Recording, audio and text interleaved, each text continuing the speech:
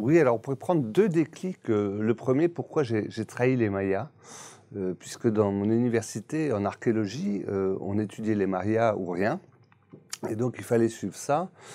Et j'ai commencé à fouiller sur des sites mayas, mais en arrivant en Amazonie, j'ai eu l'occasion d'aller en Guyane dans les années 80, et je me suis rendu compte que si on pouvait imaginer 3000 archéologues pour un site au Guatemala, en Amazonie, dans les années 80, c'était plutôt un archéologue pour 3000 sites. Donc un plus fort potentiel, et donc plus intéressant peut-être de révéler l'inconnu que de continuer dans une école déjà longue. Et donc j'ai choisi l'Amazonie, et on ne savait pas grand-chose à l'époque sur l'Amazonie. On était euh, moins de 5 archéologues peut-être à travailler en même temps. Mon plus proche voisin était à 2000 km de moi. Donc on n'avait pas souvent l'occasion de se rencontrer, et encore moins de se disputer.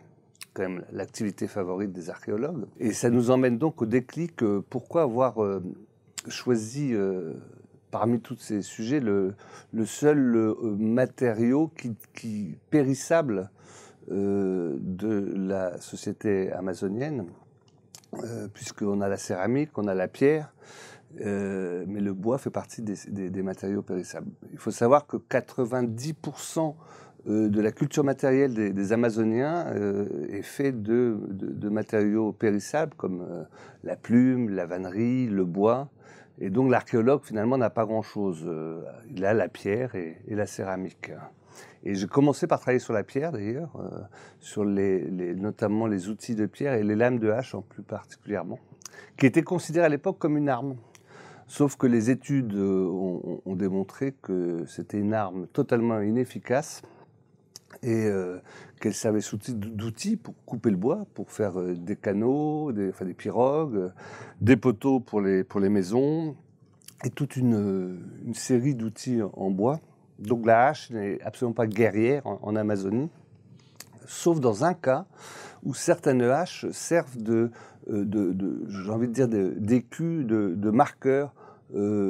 Quand un guerrier a tué quelqu'un avec sa massue ou son couteau, il le marque en posant une hache sur la victime pour lui dire c'est moi qui l'ai tué. Donc soit on gagne la gloire, soit éventuellement le droit de le manger si on est cannibale. Donc la hache a perdu un peu son statut noble, j'ai envie de dire, d'arme pour redevenir un outil au cours de ces dernières années.